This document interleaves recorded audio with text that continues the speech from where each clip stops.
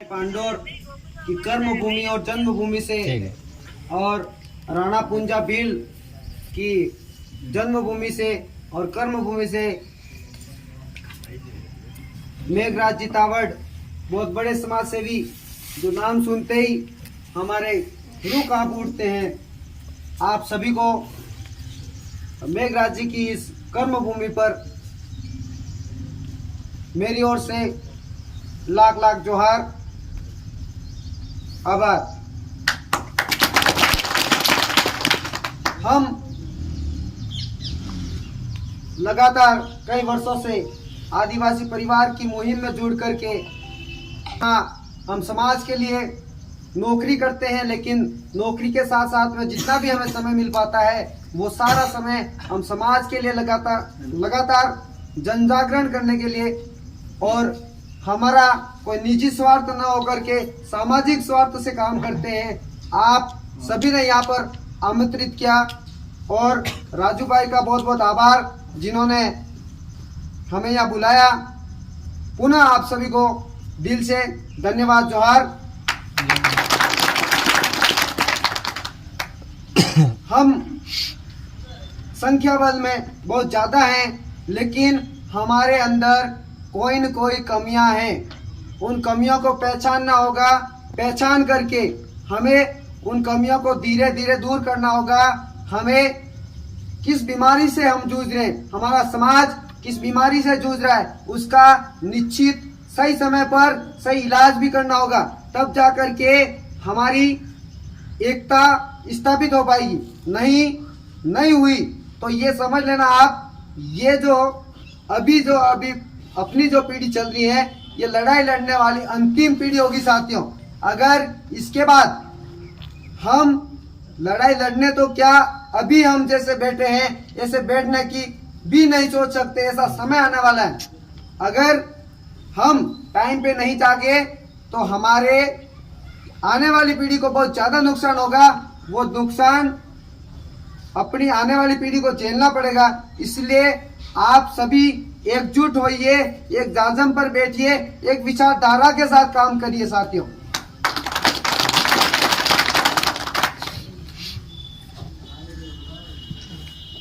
समाज का कैसा भी व्यक्ति, चाहे गरीब हो, बच्चा हो, बूढ़ा हो, वडील हो, सबके साथ में समान व्यवहार रखिए।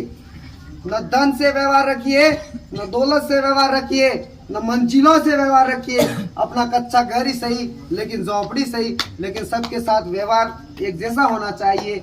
इसलिए आदिवासी परिवार फर्स्ट नियम आपको बताना चाहता हूँ। आप में से बहुत सारे जानते होंगे, लेकिन अपन यहाँ बैठे हुए हैं, किसी के लिए अलग से मंच या कुर्सी है क्या? नहीं। क्यों नहीं? आदिवासी परिवार का सबसे पहला नियम है कि सभी समान एक जाजम पर बैठेंगे। आदिवासी परिवार का महत्वपूर्ण नियम।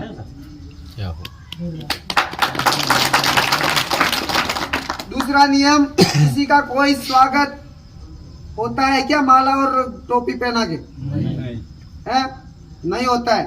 सबसे बड़ा सम्मान अपने जो माथे पे बंधा हुआ है, अपने बाप दादा बांधते थे, यही अपना मान और सम्मान है। जोरदार। हम खुद बांधते हैं, हम खुद को बांधना आता है साथियों। अपने परिवार की, आदिवासी परिवार की, आदिवासी समाज की जो मीटिंग होती है, हम प्रयास करते हैं कि धोती और कुर्ता पहने या शर्ट पहने। धोती सबसे महत्वपूर्ण है, लेकिन हम किसी परिस्थिति में आए हैं इसलिए आज नहीं पहन पाए। आपसे क्षमा चाहेंगे क्या? हमारे रीति रिवाज भी जिंदे रखने हैं, हमारी संस्कृति भी जिंदी रखनी है और हमारा सामाजिक एकीकरण जितना मजबूत हो सके उतना करना है। उसके लिए हमें शिक्षित होना पड़ेगा साथियों, बोलना पड़ेगा, बैठना पड़ेगा, तपना पड़ेगा। जब जाकर के हम अपना समाज का उत्थान कर पाएंगे। हम समाज के लिए निस्वार्थ भाव से काम करते हैं और करते रहेंगे आजीवन। आपको भी ये सोच रखनी है, आपको निस्वार्थ भाव से काम करना है। कोई मन में स्वार्थ नहीं पालना है, मैं वे नेता बन जाऊंगा, मैं वो बन जाऊंगा, ये बन जाऊंगा, ऐसे कभी भी अपने अंदर स्वार्थ नहीं पाले। आप केवल और केवल समाज हित के लिए काम करें, जब जाकर के अपने समाज का सच्चा उद्धार हो पाएगा। आज बात करते हैं हम शिक्षा की। हम शिक्षक होने के नाते हम खुद पछताते हैं कि कैसा शिक्षा का डर्रा बना दिया है। विभागीय आदेश आते हैं, उनको पालना करते रहो। बच्चों को पढ़ाने का नाम तक नहीं होता है। पूरे दिन ऑफिस में बैठो, ऑनलाइन काम करो, वो करो, लेकिन क्या करें, हमारे हाथ बांधे हुए तो हमें करना ही है। लेकिन अपने बच्चों को जितना हो सके उतना ज्यादा से ज्यादा शिक्षित करो, घर से संस्कार दो। अगर बच्चा संस्कारवान होगा तब जाकर के वो आगे भविष्य में कुछ बन पाएगा, अपने समाज के लिए एक अच्छा आदर्श व्यक्ति बन पाएगा। वो उसका भी नाम ऊंचा होगा, अपने समाज का नाम ऊंचा होगा, अपने घर परिवार का नाम ऊंचा होगा और अपने समाज को सही दिशा दे पाएगा।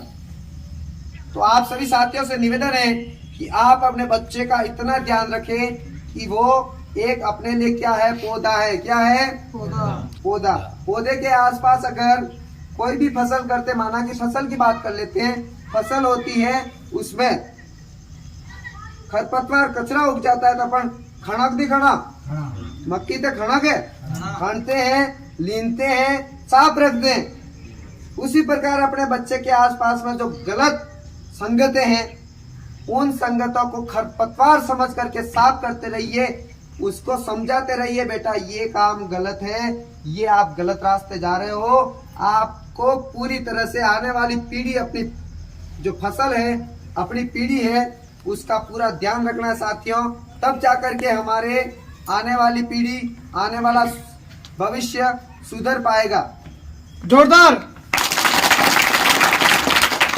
हम कहते हैं बच्चा स्कूल चला गया, लेकिन हम जानते हैं हम शिक्षक हैं, इसलिए आपको कहना चाहता हूँ बच्चा घर से निकलता है और वो जाता कहाँ है उसका पता रखना होगा।